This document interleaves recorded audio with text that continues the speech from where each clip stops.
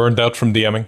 Just not excited for the next session? I hate that feeling of a session coming up that I'm just not excited for. It's not even that I'm not prepared. I know exactly what I'm going to do, but I'm just not feeling it. But is that burnout? I don't think so.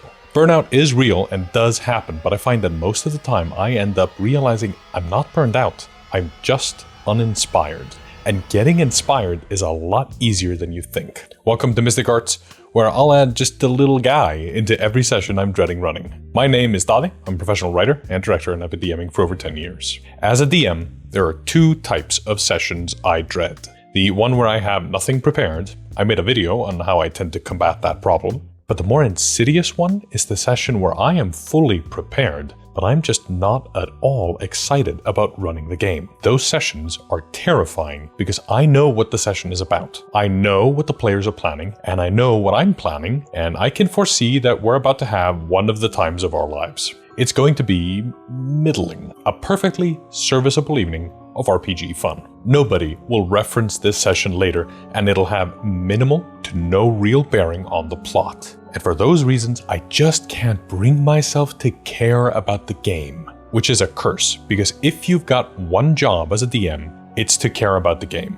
You've got to be the hype man that makes everyone excited to play. You gotta take the ball and run with it, and when the players bounce it to you, you gotta be ready to catch, and sometimes I can feel that my mind just isn't in it. When I talk to people about that problem, they say it might be burnout. But I'm not so sure because I'm often excited for the session after this one, or the upcoming arc, or each individual character, or the system, or magic items, or monsters. Like, I've got dozens of reasons to be excited, but I'm not right now. I recently started running split tables in my main game. The party completed their main objective, and we're done with the first arc of the campaign, and it felt great. When the party wanted to split up and handle some problems they had accumulated, none of which would have made for good sessions for the whole party. So they decided to split. They decided that Barton the Summoner and Seraph the Scholar go to the local town to buy supplies and talk to the local townsfolk. Church the Warlord and Emily the Monk went off to build a pier, and the trio of Cece the Rogue, Maeve the Ranger, and Alton the Wizard went into the forest to hunt down the Skinwalker.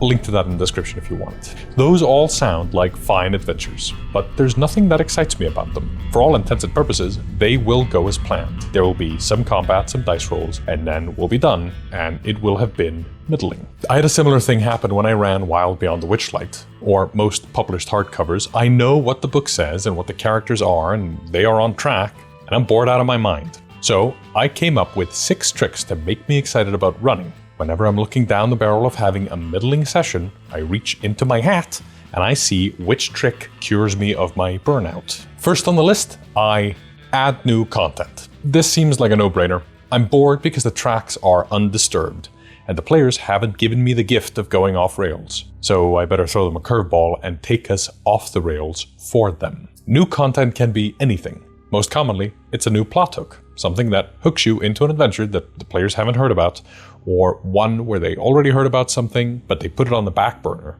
Now, there's a new plot hook and one more reason to go into that dungeon and play a game in a future session. This plot hook can be whatever I think of. Usually, it's just a little thing that kind of unsticks me, but sometimes it doesn't, so I might add an NPC. I remember when I ran Tomb of Annihilation, I was dreading a session where the players were intending on running around town, asking all the NPCs questions that they didn't know the answers to, and there was no stopping them. The players had made up their mind that they might as well talk to everyone. So I figured, let's add a new NPC that also doesn't know anything about the things they want the NPC to know, but he is a little frogman merchant with enchanted items to sell. And then I get to do a little frog guy voice and roll on a random magic table in the middle of the session and have the frog guy explain where he found the loot with increasingly elaborate stories. It's embarrassing how often this trick works on me. That scene only took 10 to 20 minutes to roleplay through in a 5-hour session, and by no means did it become the Frogman session. In fact, I'm sure most of those players don't remember the Frogman, but it was something I was looking forward to doing. So I was giddy the whole time, waiting for my chance to shine as the frog merchant, and I could tease his presence in town through other NPCs with little nods that only I could appreciate. It allowed me to have a little secret in what would have otherwise been a middling session. Instead, it became a solid 7 out of 10 good time for everybody. Sometimes I add a good dialogue scene. Not a long one, just a meaningful one. I find some excuse for the players to meet an NPC they don't agree with on politics or religion or magic or gods or whatever, and then I prepare some lines for the guy, maybe 2 or 3. Over the course of talking with the NPC, I find an excuse to either read his lines out loud or reword them on the spot to get his message across. I find this helps render the world, lets me roleplay a worldview that exists in my setting, colors in the world, and invites the players to state their worldviews in a way that becomes a meaningful and insightful roleplay. I might also add some kind of new lore, from looking at a portrait or a mural or a statue. This one is super easy when the players are walking around a town. You see a statue of a knight, and then you ask them to make a history check and just tell them about the knight, what he represents, why there's a statue here, and suddenly I have a little interlude to introduce some lore to the characters through the world and through their experiences. I might also add an item, maybe a magic item I make up, or a mundane marvel, something like a magic item, but it isn't magic, it's just rare. We talked about that in our Broadsheet scene. If you want examples, it's on the Patreon. The goal with adding new stuff isn't to take over the session you're about to run. It's just to give you, the DM, something to look forward to, even if it is just for you. Gives you a way to have some fun. You have little goodies hidden up your sleeve. And when in trouble, think plot hook, NPC, dialogue, lore, or item. Or plindly for short. I'm shit at acronyms. If you're struggling to think of new content overall, you can use my 7 tricks to combat writer's block to unblock yourself, and you will be adding content in no time. And if you're burned out of the system you're playing, tired of D&D, then what better way to keep things fresh than by playing a less complicated pulp system, like VAGABOND, the sponsor of today's video. It's a new D20 system that is hyper-compatible with the OSR and 5e, and it converts easily. It uses this kind of brilliant rollover mechanic, which has all the simplicity of the old school or the Dragonbane's roll under mechanics, but you actually want to roll high and you don't have to rewire your brain to love a natural 1. It's got this brilliant new magic system that lets you shape and build new spells as you play, to expand them, change them, and fundamentally rewrite them.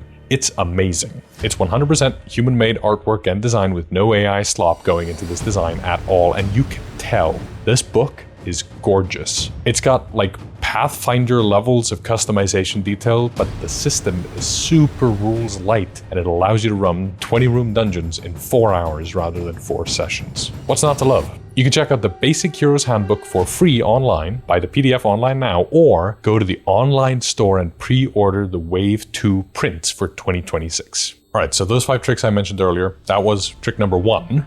What's trick number 2? Well, you can hit the accelerator. If the next interesting thing in your adventure isn't tonight's session, you make it be tonight's session. The villain is 6 floors down in the dungeon and you're bored of running the dungeon. The villain comes crashing into the chamber like the Kool-Aid Man. Oh no! The evil mayor's sudden but inevitable betrayal is miles away. Screw that. Do it now. Curse your sudden but inevitable betrayal! Your most important session is always your next session. Don't delay gratification endlessly. There's such a thing as edging your players too much. You, I think, are living on planet Earth, where all kinds of wild shit happens, and you don't know if your campaign makes it past tomorrow night. So make tomorrow night be awesome. Every hardcover adventure I've ever run started to bloat. So I just hit the accelerator and moved on with a plot. I can't be arsed to fight Strahd in 2 months. Fight him now! Now! In the spirit of hitting the accelerator, next point, structure change. Don't lock yourself down with a structure. Abandon ship when you're bored. If you're tired of the dungeon crawl, leave it. If you're tired of the hex crawl, introduce a dungeon. If you miss the city intrigue, give your players an excuse to go to the city. If you're bored of the lack of action, chuck a fight at them. Why not? A dragon can always swoop out of the sky and breathe fire. Or, a bear owl can snatch up the smallest party member and fly off with them. These game pillars, exploration, combat, social encounters, they are meant to be swapped between. And within those pillars are types. For combat, there is the ambush, the boss battle, the elite team. Swap between those. Keep it fresh by changing things around. You, the DM, deserve to have fun. So go find the fun in what it is you want to do and just add it to tonight's game. I'm sure you can find an excuse for why the heroes might have to fight an elite team tonight. You can do it, I believe in you. I think the game, any game, is at its best when you're rapidly swapping things around for different formats. In my main game of Kingmaker, we routinely swap from hex crawl to dungeon crawl to town intrigue, and most recently, from linear, long-term form excursions to time skips and solo adventures to recharge our batteries. It's a blast. A game can contain multitudes, especially if you're running a grand campaign. And listen, D&D isn't a game, it's games. It's many of them in a trench coat. Use them all. And in that vein, if you don't like the current plot you're running, consider a plot change. You can always take the current B plot or C plot and make it the A plot, while everything else is on ice for a little bit. In the solo adventure I run, just for my girlfriend, she was really invested in what was happening in the background in the Shadowfell. And it was never meant to be the main plot. AB loved it more than anything else I was doing. She was hooked, so I leaned into it. And I created a whole new plot around the Shadowfell and around her character. So I just started making stuff up. A lot of it was on the spot, just in the moment. She met the Raven Queen and learned that Vecna was a constant thorn in her side in the afterlife. She discovered that in a past life her character and the Raven Queen were friends, and later we learned they were roommates. They were a lot more than roommates, baby. This whole story came around because both AB and I were following what excited us. And then I used that plot to feed into the rest of the adventure by having the connections to Vecna be abundant in other plots. And suddenly, every plot, A, B, or C, has connections to the Shadowfell, and every plot becomes our favorite plot. It changed the whole course of the adventure, and what I thought was my BBEG, Archon the Beast Herald, like a fey god, was relegated to a lower tier villain to make way for Vecna around 20th level. Because that's the kind of stuff you do at 20th level. You fight gods. But we're not there yet, so I'll have to save any spoilers for Daði's diaries over on the Patreon. Now, if all of that sounds like an impossible task to you and you haven't been inspired by the 7 hacks to combat writer's block, then you might actually be burned out. And then there's really only 2 options in front of you. Either you power through to see if the spark comes back, and if it doesn't, or you can't make yourself do that, then you need to take a break. You probably need it. Being a DM is a lot of work, and it can be very hard. You might need to spend some time as a player, as an actual play viewer, or as a golfer, if you're into that. What other hobbies do people have? RuneScape? You know, in RuneScape.